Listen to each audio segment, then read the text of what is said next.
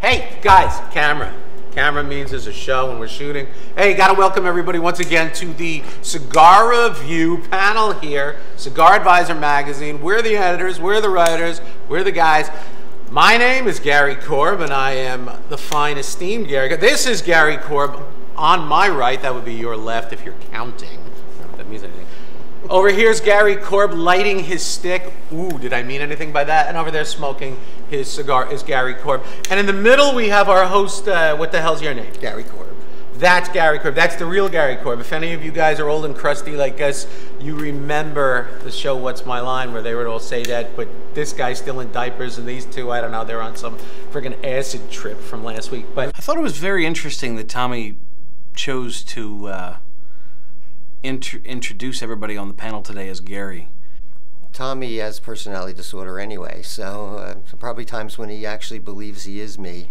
I know he'd like to be me, probably because he may talk a lot about action, but I'm getting it. I'm sure there's probably something that he's going to need medically, as far as some kind of a checkup, perhaps a procedure.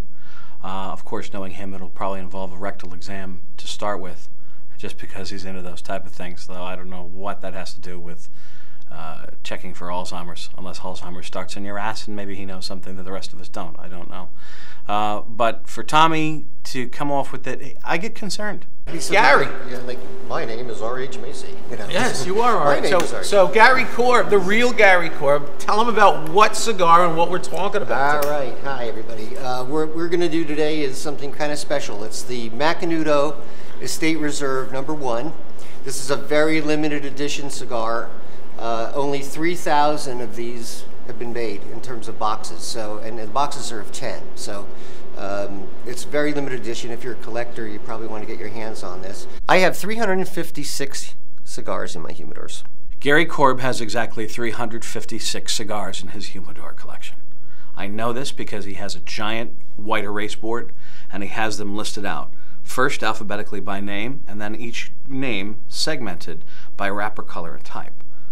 His whiteboard is then duplicated in a binder that he carries with him in, I hesitate to call it a satchel because it's not quite man-purse-ish, but it's not a backpack either. So he has this on his dry erase board.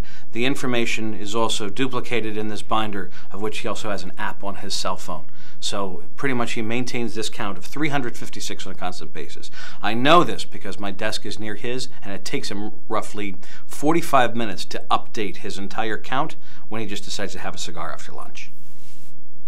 And I think what's really cool about it is it opens like this. Yeah, it's neat. It's got a and you really see cool that the cigar pops up like that. Yeah, it pops up. Gets its own little woody. And then, yeah, exactly, literally. Mine's empty.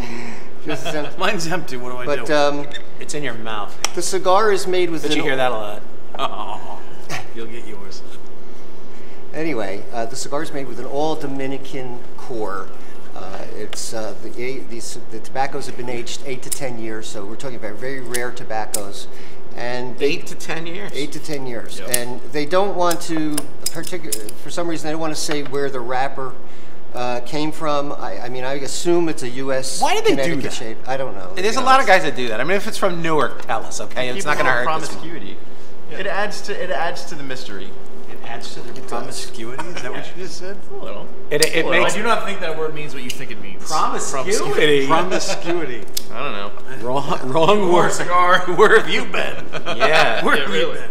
Yeah, Perfect. You get home before 10 o'clock at night. Hey, when we smoke this, we ain't around. That's right. We're supposed to be professionals here. And he's using a cigar is promiscuous? I mean, yeah, those dipped cigars that you can find on certain websites might be promiscuous. Do I feel that Tommy is promiscuous? No. He is not a promiscuous guy at all. He has his wife, kids, and everything, and I don't think there's an ounce of sexiness in that man. Promiscuous? Bro, do you even dictionary? I don't know where his head was coming from today. He's not in the game. I misuse the word promiscuous. Usually the Macanudos, the main line, have a Mexican leaf built in, but basically this is a different kind of blend for them, and I'm going to let Lou take it from here and talk about the appearance. Yeah, talking about the wrapper, what they do say is that it's a Connecticut shade, so we know, that much. But is it U.S. Connecticut? I would tend to think it probably is, but it could be Ecuadorian. I mean, it's a little bit dark if you look at it. It's darker than. Well, it's not Polish Connecticut. I know. Not Polish Connecticut. That's for sure. That's for sure. Like a dirty blonde. Yeah, I'd say so. Color, I'd say so. Right, exactly. Although dirty blondes are nice. I happen to be married to one.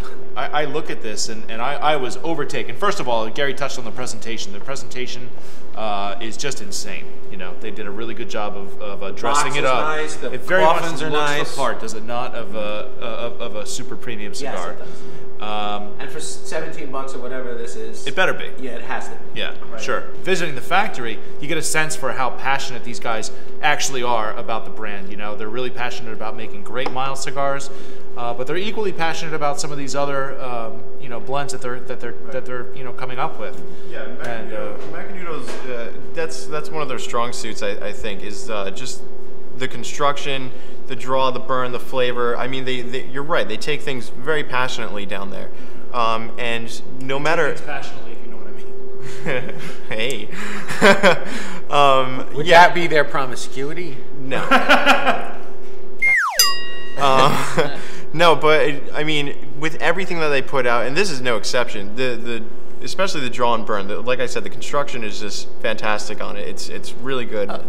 Unbelievable. Yeah. I mean, the draw on this is spectacular. Yeah, absolutely. I expected this to be a little stronger in flavor.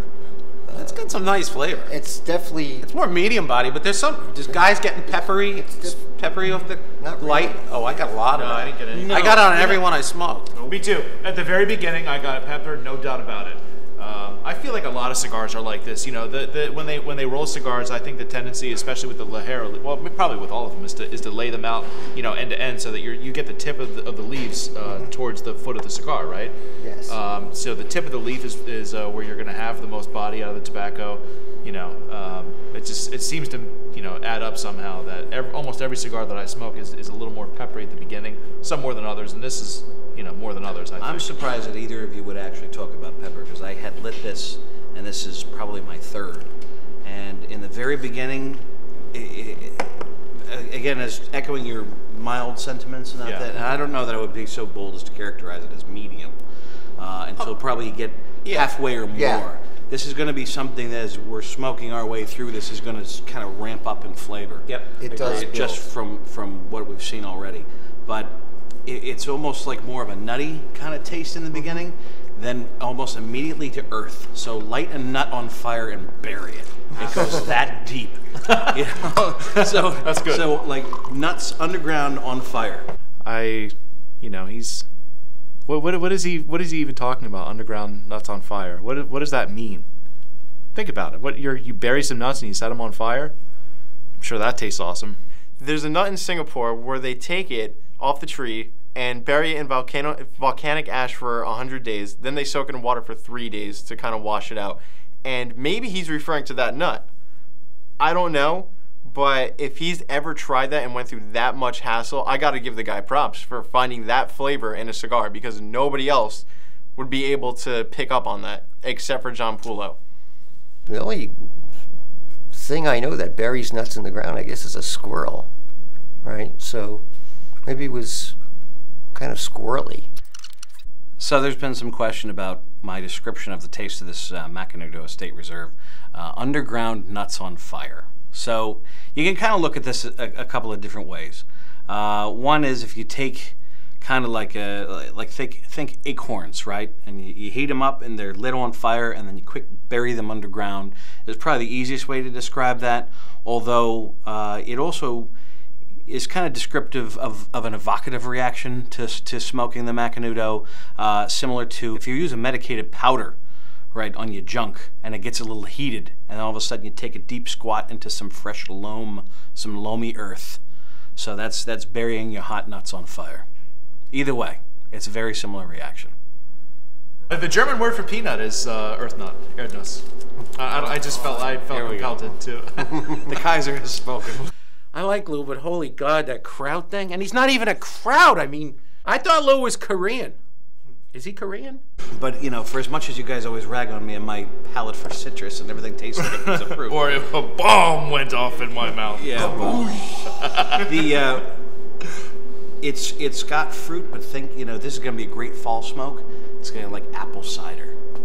So maybe that kind of peppery is a spicy, but not a spicy peppery like you're used to. It's more like apple cider. Come on, dude. How long you been smoking cigars? What do you want to go to the foo-foo club with that thing? Yeah, no, I tasted tobacco and manly flavors. Wait, that might be in the foo-foo club too, I'm not sure. These are two tastes that I can't really reconcile. How are pepper and apple cider even related? I had the same experience. Well, I didn't have the apple cider. Let's put it that way. What do you think? I think that's really good. Yeah. You know, the original thought behind pepper and how it relates to apple cider is just more of a tangy spiciness. Although, yeah, I suppose you could spice up your eggnog, and that would certainly make things pretty interesting. It's not my drink of choice, but if you're going to pour a little dash of something in it and put it in front of me, I'll partake. One thing we ought to address is the aroma. Very mild. It smells like burning leaf. Like if you burned a pile of really nice aged leaves. Can you imagine? We were just saying this the other day. Can you imagine, you know, I know some of the companies have experienced some terrible fires in their barns and factories. And we were just talking about that the other night, and it's like, And this would be the mackerel. most Can you delightful imagine the scent for like 100 miles? Everybody's like, Lou would be like, he'd be like 100 miles up the road on his Vespa going. On his Vespa. Look at me. You think a Vespa's going to move me? I'm a mountain of man. I think I get 0 to 60, and actually, I don't think it goes 60 miles an hour. If anybody's going to drive a Vespa, it's that John DeTore kid. That guy is a Vespa driver. He's not a Harley guy. See my Harley boots? These are cool. I don't own a Harley, but I want to because I'm cool. These are not Vespa boots, okay? See? My Vespa is green, and it's not a Vespa. It's a flying spaceship. You gotta badass that thing up as much as possible, make it look like a, you know, Vespa chopper type, but only if you're wearing one of those Bismarck helmets that has the big spike on top. Only then are you truly badass enough to be riding a Vespa. Well, whenever I hear Vespa or something like that, I think of that time I worked for my cousin, and we sold hot dogs to surfers who were on LSD at the time. So, what do you think of that? Oh, yeah. I remember that. Yeah, I bonded with my Macanudo casket here. I call him Mackie. You call me Mackie. Yeah. I'm not a coffin. Well, you could be for a bird or something. We're funny. Be on the roof of his house. You go to the DR outweigh a Vespa. in Santiago, and if anybody's ever been there, the craziest, in the middle of the town, the traffic, and there's this giant circle, right? And the traffic is out of this world, insane. And there's like 1,000 Hispanic guys on Vespas carrying babies and pigs and livestock. I saw some guy with a friggin' like 8x10 plywood with bungee cords strapped to a Vespa. I'm like hanging over his head. Holy crap. You know what I love about driving down there? I don't actually love it, but I sort of love it, if you know what I mean. You know, it's, I don't it's love it, hilarious. but I love Death Race 2000. Exactly, is when you're down there and you're driving, the horn, not using the horn is considered Dominican rude. drivers are Not using the horn is rude. psycho. The status quo is everybody honks their horn all the time about everything, you know? Hey, I'm getting over, honking my horn. Hey, you cut me off, honking my horn. Psycho drivers. Hey, I'm merging, honking my horn. My friend and his wife is Dominican. We're driving, and everyone she passes, Like, turns she green, sticks her everybody head out the window. Coño! Coño! You know, here in America, I feel like I want different kinds of horns. I don't, you know, I'm reluctant to use a horn here, right? Sometimes you just want to have an excuse me, would you please go? Horn, or hey, did you notice the light was green? That just says fuck. See, but I want like different horns, you know? I have a horn of plenty. Okay. If you want to see it, No, I'm good. it's curled. I'm Go good. to the left. You're plenty horny, that's what you are. The time that passes between the times Tommy says cock, it's gotta be like a 30-second window. You know, I mentioned my horn of plenty, and John DeTore was a little bothered about my repetitiveness about my horn of plenty. But, you know, It's kind of an old Polish thing. Goes way back to Warsaw and Krakow when my family used to dig ditches and replace manhole covers. Everything's a double entendre. You can't say anything with any relation at all to sex without him turning it into it. So he likes to brag, but I don't think he's really got the goods, because the guys that brag the most usually have the least. Isn't that true? Oh, very true, yes. Tommy's Horn of Plenty is kind of, I can only imagine it as a cornucopia of oddities, similar to a Russian circus with bears riding bicycles. We all like the cigar. Yeah. Excellent. Yeah. Okay. As we go back to the cigar. Yeah. Not, again, as Tommy said, not in our usual flavor profile, Right. Not at all. but tasty.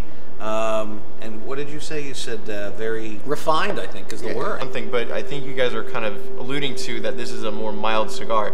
But as you go through this, it kind of hits you harder. Well, he said he said it ramped Right, up. but It but does. I think you guys are just I don't want anybody watching this review to get confused, because you guys say this isn't what we typically smoke, and if they watch the other videos, they'll see that we've smoked fuller bodied sticks. But this one, on the other hand, it starts out mild, and it's probably mild for the first half, and then all of a sudden, to me, a boom. Slow build. it is. So I would really classify this as a medium to medium full. We keep going around Arena. What the frick? Italian, French, I don't know what he is today with the fruity coat. But, you know, he's talking about how it's like medium to full. He goes in a full body, and it's a Macanudo. It's not full body. You know why? Because he can be a pussy sometimes. A pussy. It depends on what axis you're talking about. To me, there are three axes that you can judge a cigar on when it comes to strength, body, and flavor. You talk about body, and this is the way that the smoke sits in your mouth. Is how what's the mouthfeel of the smoke, literally. Right. And so that's one thing. On the body spectrum, to me, it starts off as a mild, and by the end of it, it's like a mild medium maybe, because it never really gets that thick and heavy. No, The I don't smoke. think it gets In terms of lower, but- flavor intensity, to me, this is a mild to medium throughout. The flavors build and they develop it, but they never really get past a medium intensity of flavor for me. And then on the strength scale, like I can feel the strength picking up. Your mouth starts to buzz a little bit, and We usually get 3 cigars, two for our written review, and then one that we can smoke, here. And they could only really spare 2 of each for us, which is fine. Well, what's because the- I what's found the- I You got said- one at the show. That's how I got a 3,000 pair. Yeah, it boxes, has 10 to be. cigars. So you're talking 3,000 cigars, I think. No, not 3,000. No, 3,000 3,000 boxes of each 10, size. So you're talking about 30,000 cigars. How That many is a are very in a limited box? run. 10? Okay. Yeah. So, 10 of these little Coffins. hoo-has. Yeah. Here. So we smoked what, about 25% of the. Stop. We just Yeah. smoked $30,000 worth Right. of cigars. Fucking around doing this. all right. Well, anyway, that's it for this week, and please make sure you check out our YouTube channel, Cigar Advisor. Cigar And, Advisor Magazine is the page on YouTube that No you want to go to, spaces. so you Right. can No spaces. see, no spaces, Cigar Advisor Magazine, and you can see all our videos, reviews, and comments. Yeah, Yeah, make we sure want you to like- comments. Come on, leave guys. comments. We're really not getting. We want to hear from you about the reviews. If you're getting the good information you want, what cigars you guys would like to see and hear about and stuff, right? Absolutely. And just like Gary's sex life, rare. This cigar is rare. It's so rare he has to put Goyo and adobo on it to get it. Says the guy who to get talks it about flavored. special occasion smokes once a year, like Thanksgiving, and when he gets it from his wife. I didn't say once a When year. did I get married? And when your kid hits a Little League home run, so your kid sucks in baseball, your No. wife doesn't my Thanksgiving comes once my a kid year. was great in baseball, so I was getting it all the time. This is Friday. Your kid's like, No, I was smoking a lot of cigars from baseball, not from. Okay. Well, that's it, folks. yeah. See you next time. No, I don't want to go yet. I'm having too much fun. So, Mackie, you all right? Ta-da!